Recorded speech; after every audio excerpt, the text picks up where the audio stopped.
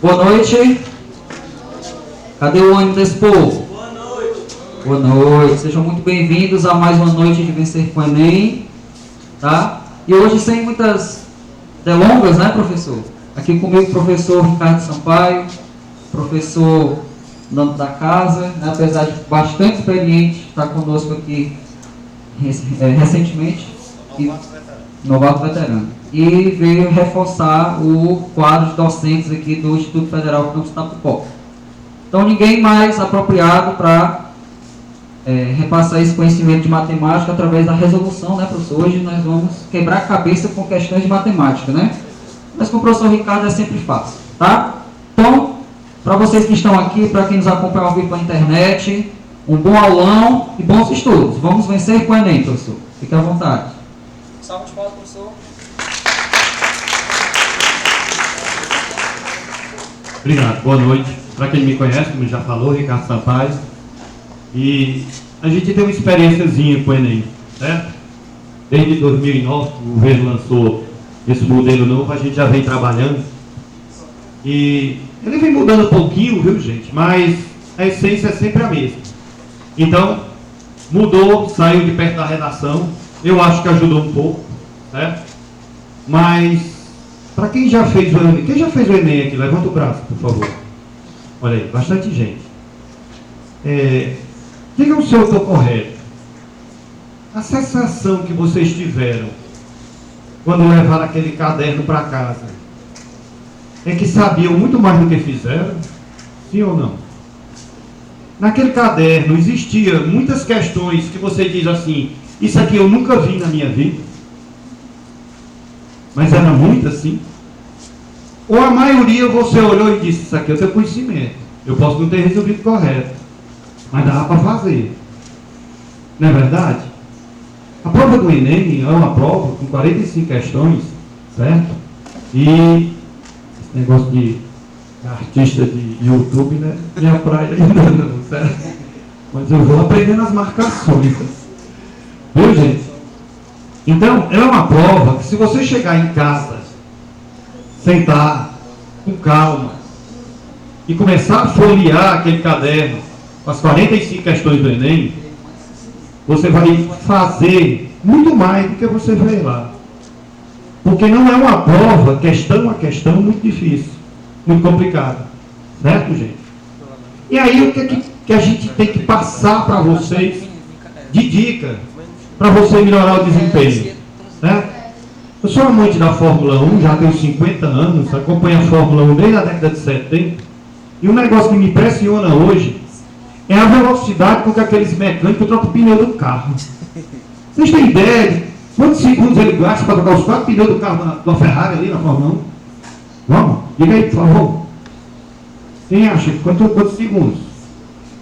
É 3 segundos para o carro parar, foi-se embora. E isso, quando eu comecei a assistir Fórmula 1, eles começaram a trocar pneu do carro, porque no começo não trocaram não, né? Mas quando começaram a trocar pneu do carro no meio da corrida, era coisa de 15 segundos. Demorava uma eternidade para tirar aqueles 4 pneus, botar outros 4. E hoje a Fórmula 1 faz isso em 3 segundos, gente. O que é 3 segundos? 1001, 1002, 1003, e o carro já foi-se embora. Então, o que leva essas equipes da Fórmula 1 a conseguir melhorar o desempenho de um mesmo serviço de uma maneira incrivelmente absurda? É o TI. E aí a prova do Enem, que vocês têm que fazer muito, é treinar. E para começar, porque a maioria diz assim, eu não fiz mais porque não tive tempo, não é verdade? Mas se eu perguntar para vocês, quem aqui sabe a tabuada decorada? Na ponta do dedo. São as exceções, não é verdade? Então, para você ganhar tempo, você tem que treinar suas continhas. Você tem que ter uma capacidade de conjecturar, de olhar para aquelas alternativas e enxergar, às vezes, a resposta correta sem precisar fazer tanto cálculo. E aí, aprimorando e aprimorando e aprimorando, isso você só vai ganhar com 3. E aí, a minha proposta hoje aqui, né, para ajudar o Sebastião no projeto, é trazer exercícios. Essa primeira lista que a gente trouxe é uma lista com exercícios bem mais fáceis, porque elas abordam os conhecimentos aritméticos.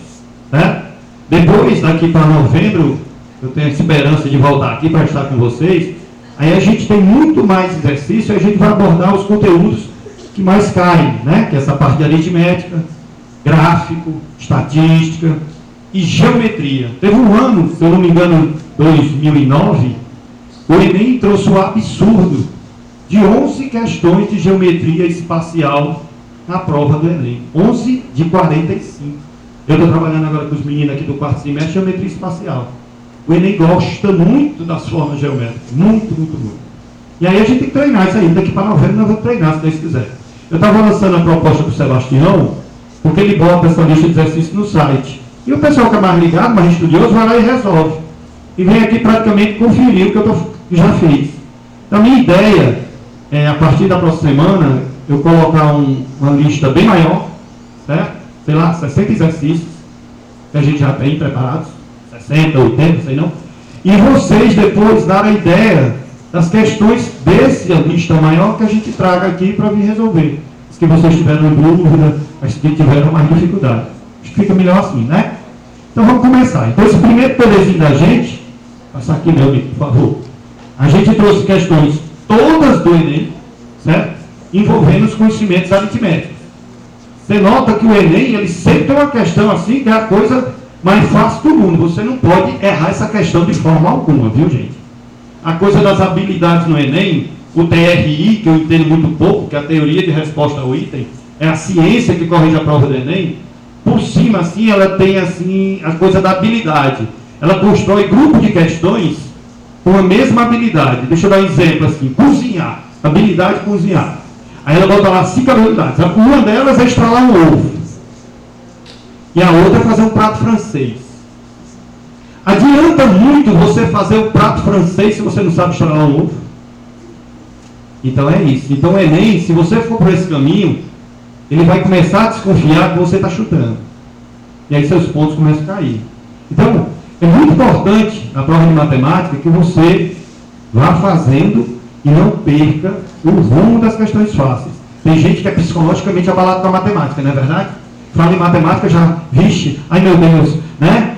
Jesus, Maria e José, né? Fica todo espremendo. E aí quando cai uma questão fácil, não pode ser isso aqui não. Aqui é casca de banana. Ele está me enganando.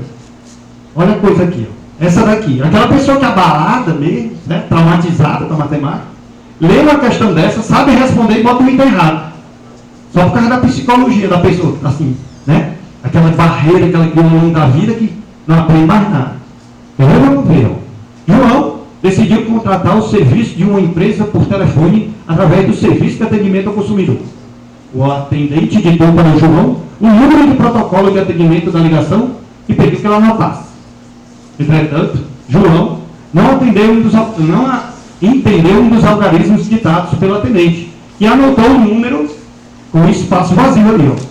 Sendo que o espaço vazio é o algarismo que João não entendeu. De acordo com essas informações, a posição ocupada pelo algarismo que falta no número do protocolo é o quê? Olha aí, você lembra quando você estudou isso na escola? Era de que tamanho? Menino é amarelo, né?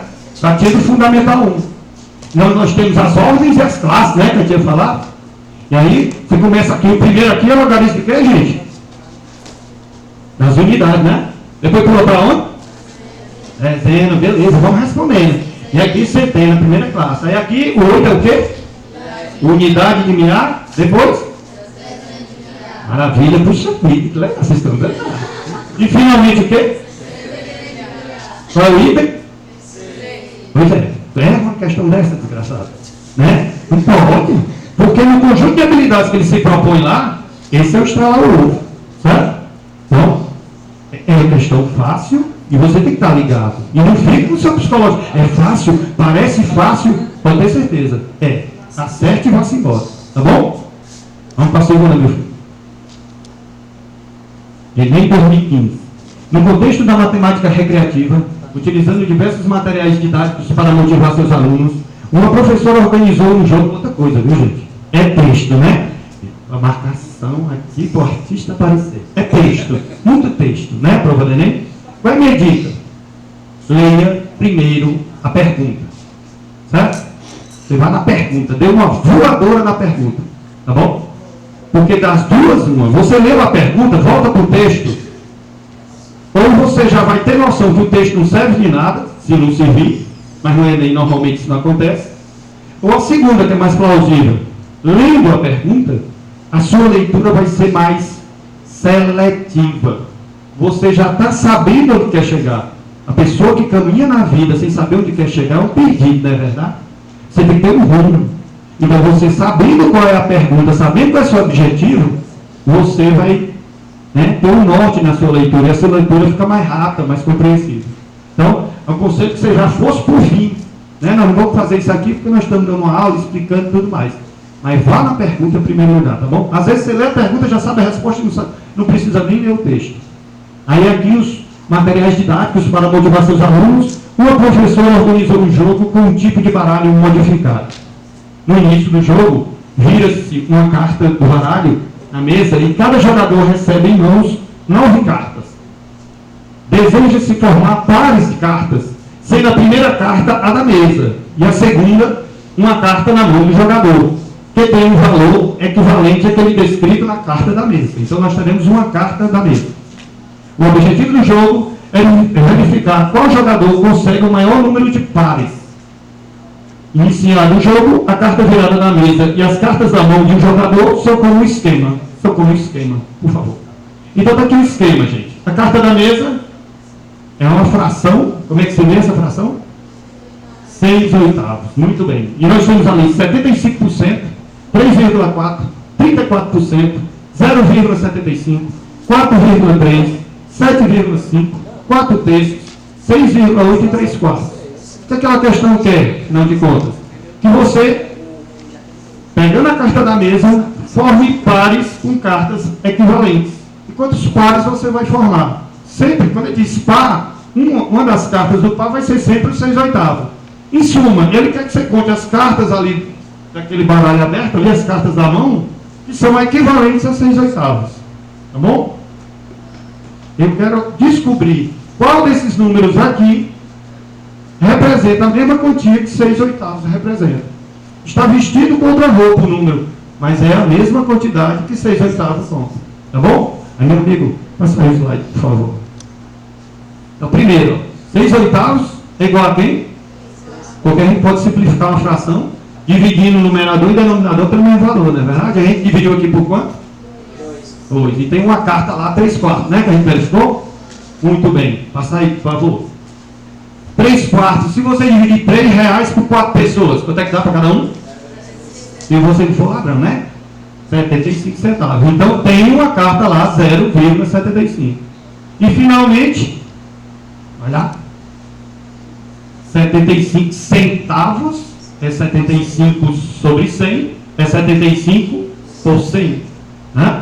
Então as 3 cartas equivalentes a 6/8 que você tem lá na mão, essa daí, passa aí, por favor. Por quê? 6 sobre 8, quem é menor? 6 ou 8? 6. Então, quando você divide um número menor para o maior, vai dar sempre 0, alguma coisa, como deu aqui, né? 0,75. Então, você já descarta o 3,4, o 34%, o 4,3, o 7,5, o 4 sobre 3, se é 6 sobre 8, um número menor sobre o maior, uma fração equivalente não pode ser o contrário, né? Então, e o 6,8. Então fica apenas 3/4, 0,75 e 75%, ou seja, 3 pares que eu posso montar, pegando cada uma dessas cartas e juntando com 6/8. Então a resposta, item E. Tá bom? Entenderam? Não entendeu? Vocês perguntam, pelo amor de Deus. Eu não tenho vergonha. Vergonha, como dizia minha mãe, é roubar e não poder carregar, certo? Então vamos passar aí para a próxima, por favor. Olha aí que maravilha. Eu desejo para vocês, do fundo do coração, que vocês nunca façam o Enem PPL. Vocês sabem o que é Enem PPL, gente? É o Enem para pessoas privadas de liberdade. Todo ano, em dezembro mais ou menos, o governo lança uma prova que os presidiários vão fazer, né? Então tomara que vocês não façam, porque senão vocês seriam presidiários, né? Tá bom? Agora, é uma prova mais fácil, professor? Mais difícil? Mais ou menos? Não, de forma alguma. É uma prova do Enem. Cada prova do Enem é elaborada sobre o mesmo critério baseado na teoria de resposta aos itens. Então não tem que ser uma prova mais fácil, mais difícil, é uma prova do Enem. As questões muito bem elaboradas, né? Essa aqui é de 2014. André, Carlos e Fábio estudam na mesma escola e desejam saber quem mora mais perto da escola. André mora a 5/20 de 1 quilômetro da escola. É uma fração, né? 5/20. 5/20, não é verdade?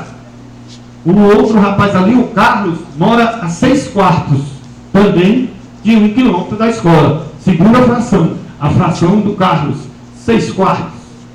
Já o Fábio mora a 4/6 de 1 quilômetro da escola. Beleza. Terceira fração. Primeira, né? André, 20avos. Segunda, 6/4. E a terceira, 4/6. Tudo de 1 quilômetro. Então você não precisaria nem calcular quantos quilômetros dá. Bastaria comparar essas frações. Alô? Pronto. E aí vamos ver. A ordenação dos estudantes de acordo com a ordem decrescente, tá, de suas respectivas casas, a escola é. Então quer saber quem mora mais longe, depois o intermediário e quem mora mais perto. E aí, meu amigo, vamos lá. Então a gente começa aqui com o André. 5/20 de 1 quilômetro, que eu estou representando ali por 1000, por quê? Que eu vou multiplicar para não dar número quebrado, então 1 quilômetro eu representei por 1000 metros, né? 1 quilômetro equivale a 1000 metros. E aí 5/20 de 1000 metros, você simplificando 5/20, a fração, dividindo por 5, é a mesma coisa de quê? 1/4. A quarta parte de 1000 metros. E qual é a quarta parte de 1000 metros? 250 metros. André mora a 250 metros da escola. Vamos lá. O Carlos, 6/4. Né? Beleza. De 1000. 6/4 é a mesma coisa de 3 meios. E aí 3 meios. Quanto é o meio de 1000? 500, né? 3 meios de 1000. 3 vezes 500. 1.500 metros. Mora mais distante da escola o Carlos, 1,5 km. E finalmente o Fábio, 4/6 de 1000. 4/6 simplificando é o quê? 2/3. E aí dá uma dízima periódica que a gente aproximou para 667. Né? Agora é o seguinte, você está esperto, você está treinando, você está ligado, você está fazendo exercício, você não precisa fazer essas contas não. Como você viu que as frações das distâncias dos 3 alunos é tudo em relação a 1000, basta você comparar as frações. E aí quando você compara 5/20, 6/4 e 4/6, qual é a única dessas frações que o numerador, a parte de cima, é maior que o denominador? A primeira, a segunda ou a terceira? A segunda. Então, com certeza, quando você tem uma fração que o numerador é maior que o denominador, esse número vai ser maior do que 1. Então, a fração de Carlos é a maior, com certeza. Já a fração de André é 5/20. Qual é a metade de 20, gente? 10. Então, 5/20 é bem menos que a metade, concorda comigo? Não é verdade? Então, nós temos ali 5/20, uma fração que é bem menos que a metade. Já que está faltando 4/6, 4, quanto é a metade de 6? Então, 4 é maior que a metade. Então, as 3 frações, né? As 3 frações representam a primeira, um número menor que a metade, a segunda, um número maior que a unidade, certo? E a terceira, um número maior que a metade. Então dá para ver claramente que André mora mais perto, porque sua fração é menor, Fábio está no intermediário e Carlos é o que mora mais longe. Sem precisar fazer essas continhas e calcular a distância. Tá beleza? A gente calculou para enfeitar o slide. Manda abraço, meu filho. Alguma dúvida, gente? Pergunta, por favor, viu? E aí é só para marcar a resposta e entender, né? Carlos mora mais longe, Fábio e depois André. Vamos lá, para a próxima. Muito bem. Observe as dicas para calcular a quantidade certa de alimentos e bebidas para as festas de fim de ano. Para o prato principal, estime 250 gramas de carne para cada pessoa. É uma festa civilizada, né? Aquela pessoa que não vai para tirar a barriga da miséria, passa o mês de novembro e dezembro todo sem comer, para depois descontar nas festas não. É de gente civilizada com categoria, certo? Então a média do consumo, 250 gramas de carne por pessoa. Um copo americano cheio de arroz rende o suficiente para 4 pessoas, tá? A outra medida ali é para farofa. 4 colheres de sopa por convidado, de farofa, tá bom? A garrafa de vinho, uma garrafa de vinho serve 6 pessoas. Né? E uma garrafa de cerveja já serve 2 pessoas. Esse pessoal vai misturar bebida, o negócio vai ficar complicado, mas é por conta do Enem, né? Porque os convidados são os mesmos, eles vão beber vinho, cerveja e ainda tem um espumante ali, cuja garrafa serve 3 pessoas, né? Tomara que depois da passagem do ano esse pessoal não passe mal, tá bom? Mas é do Enem aí, 2011. Então vamos lá, meu amigo, passei para frente, por favor. Aí quem organiza festas faz esses cálculos em cima do total de convidados, independente do gosto de cada um. Então você tem esse padrão, você sabe quantos convidados vão vir, e você calcula o que é que você vai precisar para poder agradar os convidados na sua festa. Um anfitrião decidiu seguir essas dicas ao se preparar para receber 30 convidados, né, para a ceia de Natal. Para seguir essas orientações à risca, o anfitrião deverá dispor de... Então são 30 pessoas. Vamos começar pela carne. Vai lá. Passa aí. A carne, cada pessoa come quanto de carne? 250 gramas. São quantos convidados? O que é que você vai fazer para calcular o total de carne? Multiplicar. Dá quantas gramas? 30 vezes 250? 7.500 gramas. E 1 quilograma tem quantas gramas? 1.000. Então você divide por 1.000, você tem o total em quilô. Então você tem que adquirir, botar na festa 7,5 kg de carne. Beleza? Vamos para o próximo prato aí. Um copo americano de arroz rende o suficiente para 4 pessoas. Um copinho, 4 pessoas. Você tem quantos convidados? Então, um copo, 4 pessoas, você vai agora dividir, né? Total de pessoas pelo total de pessoas para cada copo. 30 dividido por 4, quanto é? 7,5, né? Não é divisão exata, 7,5, ou seja, 7 copos e meio. Beleza? Muito bem. Passa para frente, meu amigo. Para a farofa, calcule 4 colheres de sopa por convidado, né? Haja farofa. Com tanta bebida e tanta farofa, eu não sei como é que vai acabar essa festa, né? Mas tudo bem. E aí você multiplica 30 convidados, 4 colheres para cada convidado, 4 vezes 3, 120 colheres de sopa, né? Eu esqueci as colheres ali, mas tudo bem. Passa para o próximo. Nisso aí, a gente está fazendo aqui, mas a pessoa que está resolvendo esse exercício, já com essas continhas, já deu para marcar o item correto, certo? A gente está resolvendo a questão todinha, mas você foi descobrindo a carne, foi descobrindo a farofa, já vai olhando para o item e vai cancelando os itens que não estão batendo. No caso dessa questão, que eu já tenho costume com ela, já dá para marcar o item certo, né? Pena que a gente ainda não está com estrutura suficiente para você estar com os papéis aí na mão, que já daria para marcar o item correto. Mas vamos continuar. Agora tem vinho, onde uma garrafa serve 6 pessoas. São 30 pessoas, eu preciso de quantas garrafas de vinho, gente? 5, né? E aí, o que mais? Passa aí, vamos nós. E a cerveja, né? 2 pessoas por garrafa de cerveja, são 30 pessoas, você vai precisar de 15 garrafas. Eu acho que encerrou. Qual é o item correto, meu amigo? Vamos nós. Ainda tem espumante, eu não sei não, estou preocupado com a festa, né? 3 pessoas por garrafa, 30 pessoas, 10 garrafas de espumante. Finalmente, o item correto é o item E. 7,5 kg de carne, 7 copos americanos. Eu acho que com esses 2 primeiros, a gente não está vendo aqui os outros itens, já dava para marcar o item E.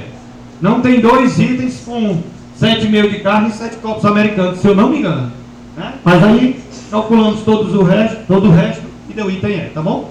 Então vejam, são questõezinhas, né, de aritmética, de cálculo simples, tá?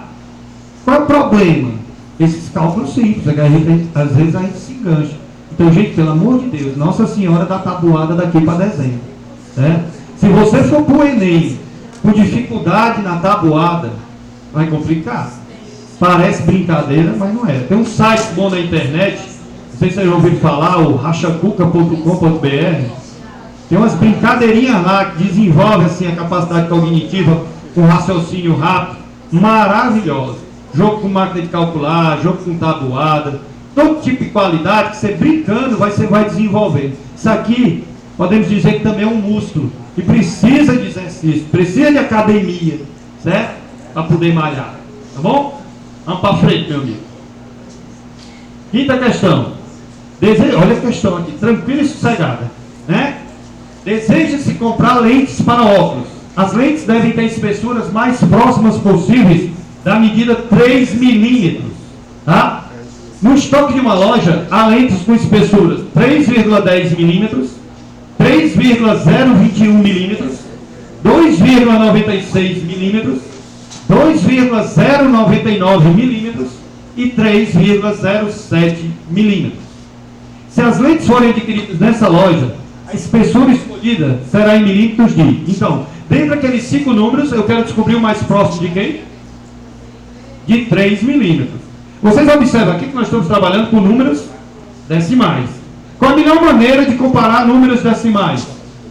Que os números decimais tenham a mesma quantidade de casas decimais, certo? Então, eu vou pegar todos os números, inclusive o 3, e vou colocá-los e escrevê-los com quantas casas decimais, gente? Qual é o número aqui que tem mais casas decimais? 2,099. Quantas casas decimais? Responde, minha gente. Você responde, pelo amor de Deus. Me deixa de falando sozinho, não. Né? Não, tu fica calado. Certo? E aí eu vou completando com 0, certo? Tá bom? E vou fazendo a diferença para 3 milímetros. Então vamos ver como é que eu fiz aí, meu amigo. O item A. 2,099 para 3. Né? Quanto é a diferença? Pense em dinheiro. Quando pensa em dinheiro, a gente faz uma contazinha rápida que é danado, não é verdade? Então faz de conta que aquele ali é R$2.099. Qual é a diferença para R$3.000? É uma diferença negativa de R$911.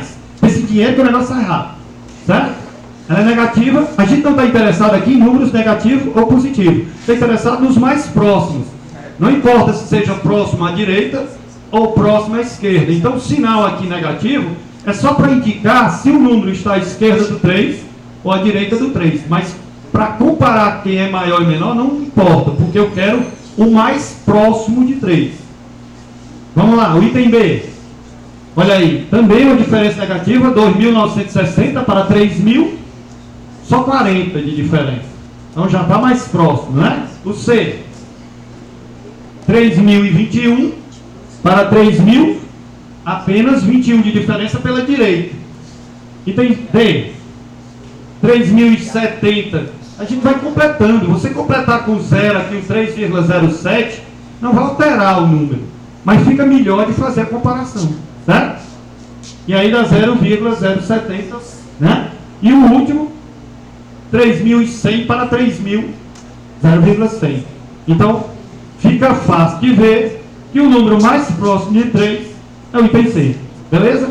Então, comparar número decimal, você iguala as casinhas decimais, preenche com 0, que aí fica uma maravilha. Tá joia? Vamos lá, meu amigo. Enem 2015. Não, 2011. Aqui as questõezinhas, assim, a gente está trabalhando agora no turno subsequente aqui com o pessoal da mecânica e edificações, mudanças de unidade, certo? O pessoal tem muita dificuldade. Uma vez eu fui deixar meus filhos no Enem, e uma sobrinha minha no caminho, e ela disse: Tio Ricardo, você me deu uma dica maravilhosa, eu ganhei uma questão, foi nesse ano aqui, ó. Certo? O senhor me deu uma dica, que bizu, né? O bizu que eu dei para ela aqui, 1 metro é 10 decímetros. 1 metro é 100 centímetros. E 1 metro é 1000 milímetros. Tinha uma coincidência muito grande, os nomes de casa direitinhos, mas foram inventados por causa disso, né, minha filha? Né? Então, pelo amor de Deus, depois que ela veio, tio. Pois é, mas ela acertou a questão, graças a Deus. Então aqui temos um carrinho, né? Um carro de corrida da equipe, ela necessita que as seguintes medidas realizadas em carro sejam obtidas em metros. É a distância entre os eixos, né? E a altura do solo encosto. É muito texto para uma questão muito fácil. É que a pessoa fica, tem mais coisa aqui? Não tem. É questão simples. Então, a distância entre os eixos, você está dizendo aqui que é 2.300 milímetros. E a altura aqui entre o solo e o encosto, 160 centímetros. A única coisa que essa questão quer é que a gente transforme essas duas medidas para metros. né? Aí vamos começar pelo A. 2.300 milímetros. Eu disse aqui que 1 metro tem quantos milímetros? Se você vai transformar de metro para milímetro, o que é que você faz? Multiplica. E voltando, que é o nosso caso aqui, divide. Então você vai dividir 2.300 milímetros por 1.000, né? Sua vírgula que está ali do lado direito do zero, vai percorrer 3 casas à esquerda e vai ficar quantos metros? 2,3. Maravilha, puxa vida, esse menino está danado. E os 160 centímetros, 1 metro tem quantos centímetros? 100. Então você vai dividir por 100. Sua vírgula que também está ali à direita do zero, vai andar 2 casas e nós vamos ter quantos metros aí? 1,6. E aí vai lá, meu amigo, vamos ver a resposta aqui, por favor. Pronto, olha aí. Não tem, vai, pode continuar. E aí a alternativa correta seria o quê? Abrir de bola. Tá bom? Beleza? Esse tipo de questão não perca, pelo amor de Deus, tá? Vamos para a próxima. 7ª questão. Escala. Eu estava conversando com a professora de geografia hoje.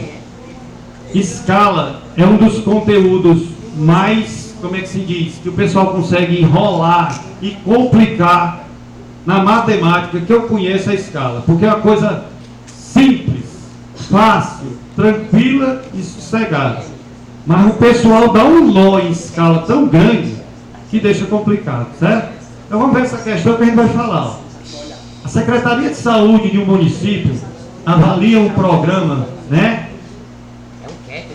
Que disponibiliza para cada aluno de uma escola municipal uma bicicleta que deve ser usada no trajeto de ida e volta para sua casa, entre sua casa e a escola. Na fase de implantação do programa, o aluno que morava mais distante da escola realizou sempre o mesmo trajeto, representado na figura, né, por uma escala de 1 para 25.000, por um período de 5 dias. Vai lá, mostra aí a figura. Então nós temos aqui esse mapa, certo? Esse mapa, cada tracinho desse aqui representa 1 centímetro. E esse mapa está na escala de 1 para 25.000. Convenciona-se o pessoal da arquitetura que quando você escreve 1 para 25.000, se não botar nenhuma unidade, é 1 centímetro para 25.000 centímetros. Mas não é obrigado, não. É 1 para 25.000. O que significa isso? Que o real é 25.000 vezes maior do que o mapa. Seja 1 centímetro virar 25.000 centímetros, seja 1 metro virar 25.000 metros, seja 1 quilômetro virar 25.000 quilômetros. A escala não é responsável por mudança de unidade.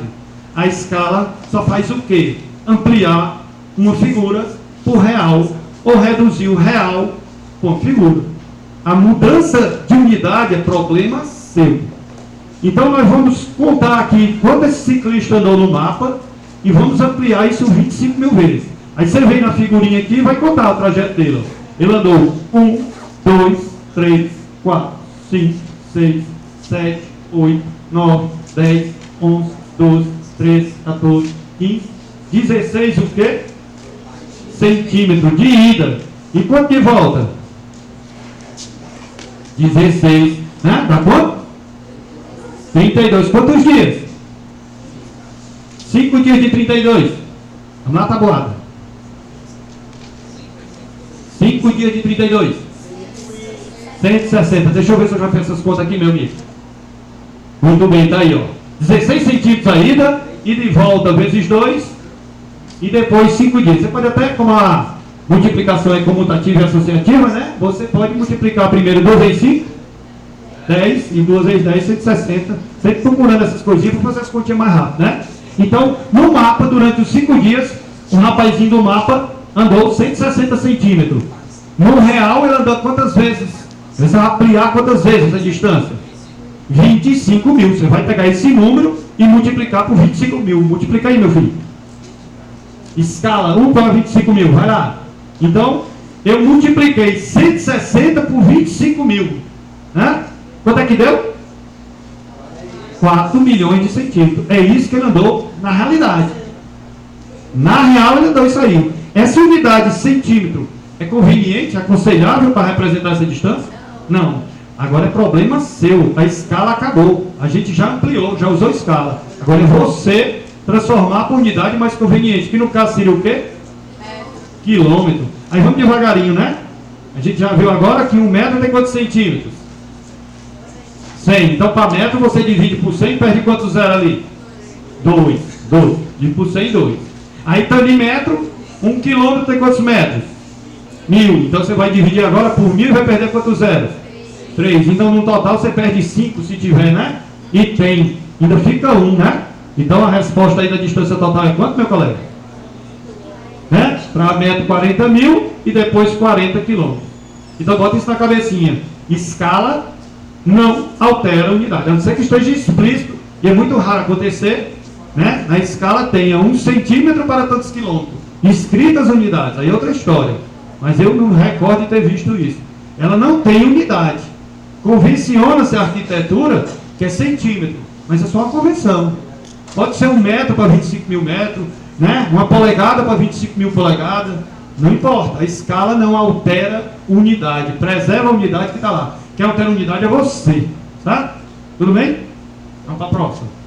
Gente, depois vocês me solicitarem aí, eu posso passar essas resoluções aqui que eu fiz hoje à tarde, certo? Numa velocidade terrível, depois que eu descobri que eu não tinha luz. Aí um aluno querido nosso conseguiu essa luz aqui, certo? E aí nós vamos, né?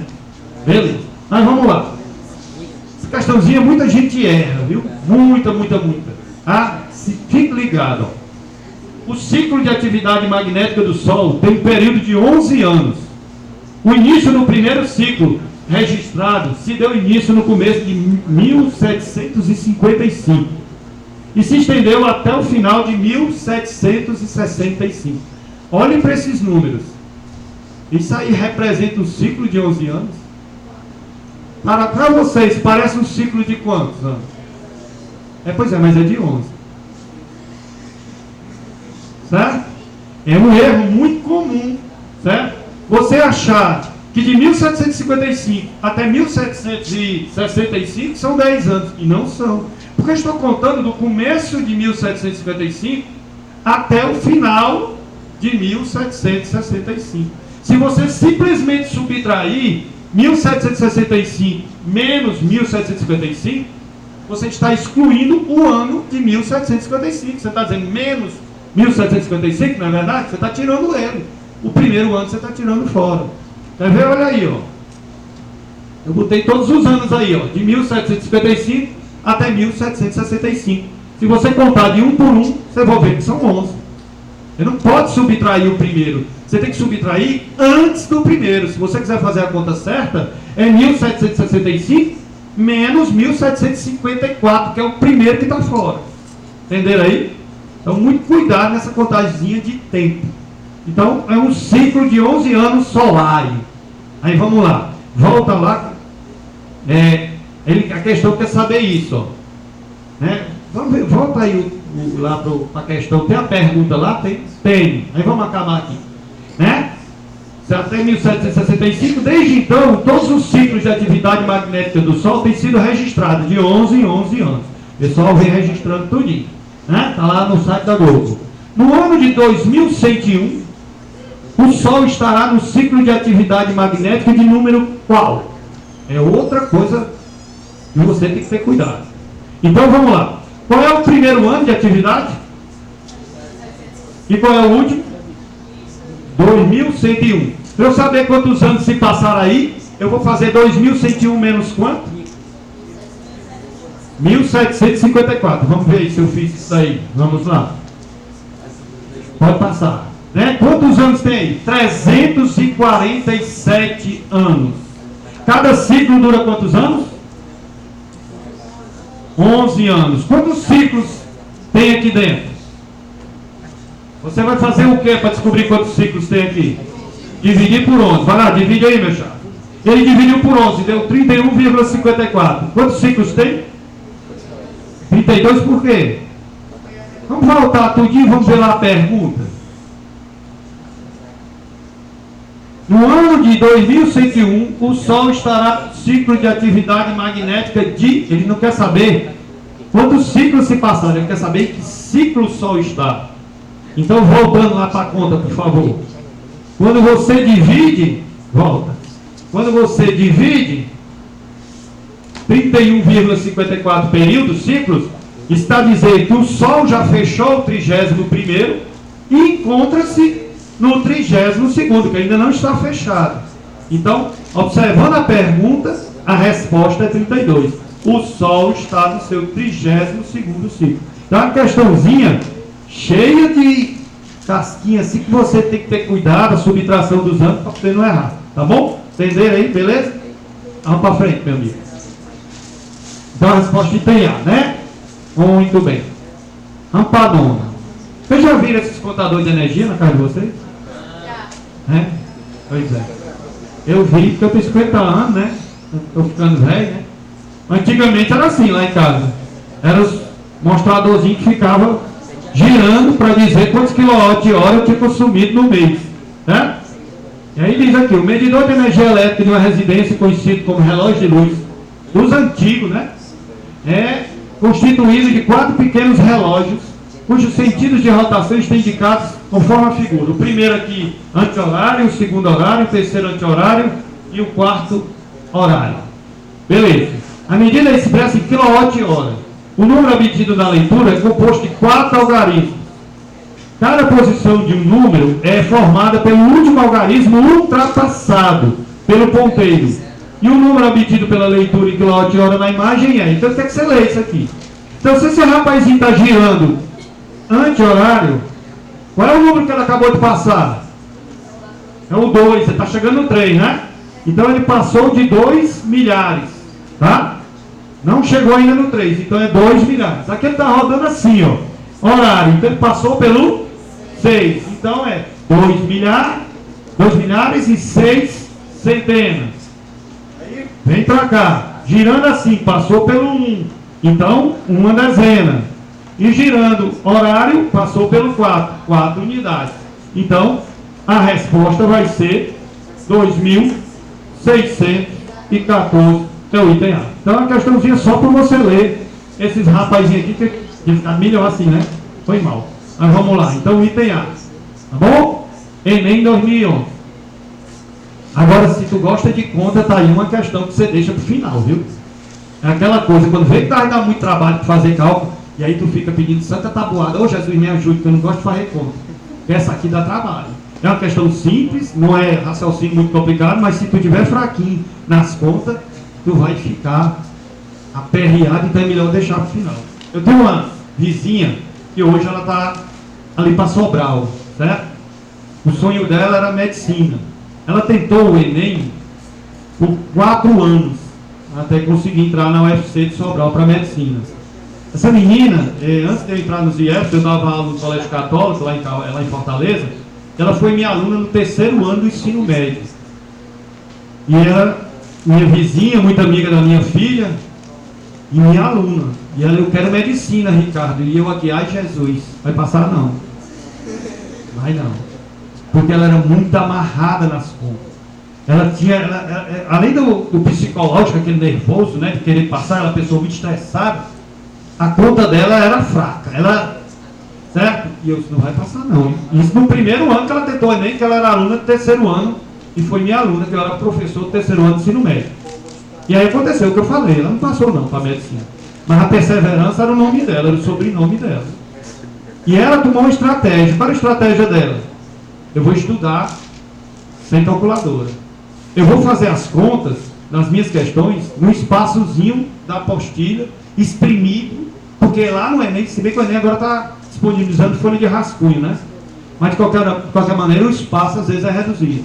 E ela, sempre que ela estava estudando, ela simulava isso, sem calculadora, no espaço reduzido. E a filha da mãe foi evoluindo. Eu indiquei no 3º ano para ela um psicólogo, para ela não procurar um psiquiatra, porque ela estava ficando louca. Mas graças a Deus, depois de estudar muito, no 4ª tentativa, antes da 4ª tentativa, uns 6 meses antes, ela arranjou um namorado e relaxou. Aí ela passou para a medicina em Sobral. Porque estudar, ela estudou a vida toda. O problema dela era só porque ela ficava tensa demais. Então, o beijinho, o cheirinho ajudou. Eu não estou querendo dizer que vocês vão namorar e não estude não, viu, camada de vagabundo? Tem que estudar, né?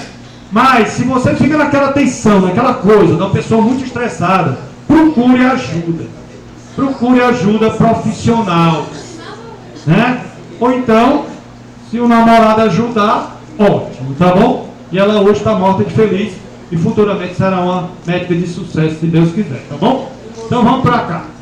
As contas aqui. Essa menina era ruim de conta, mas depois do quarto ano ela pegava a questão dessa e demorava 5 minutos, cara. A bicha ficou uma fera. Café. Sou viciado em café, certo, gente? Café no Brasil. O consumo atingiu o maior nível da história no ano passado, certo? Os brasileiros beberam o equivalente a 331 bilhões de xícaras de café. Né, meus filhos? Tá bom?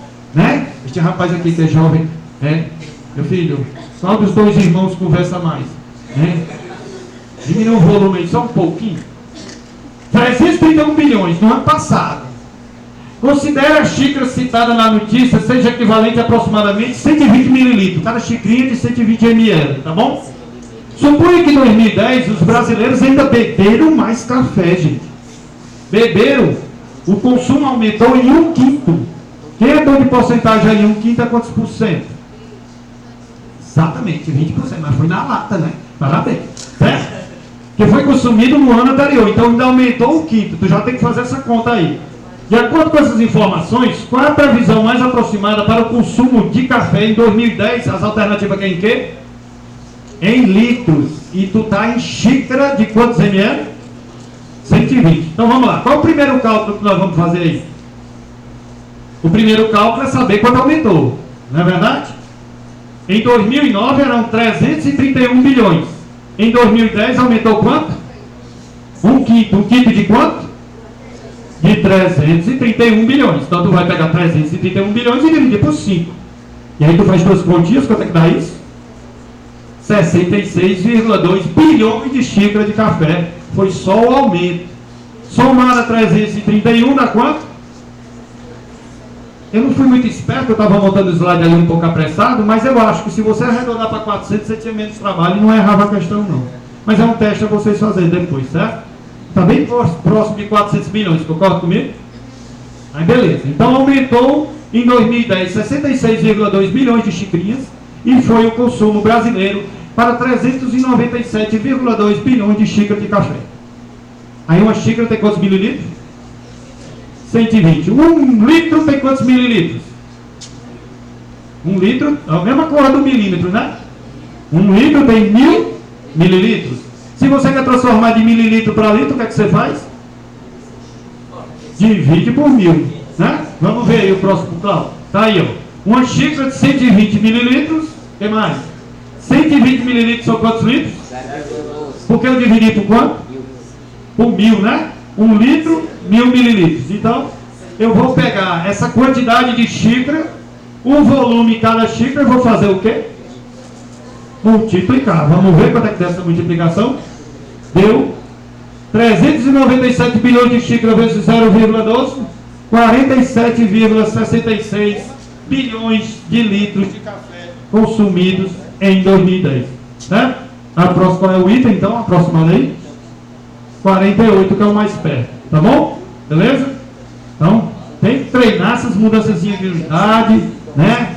De litro, de metro, nas unidades do sistema internacional. Tá bom?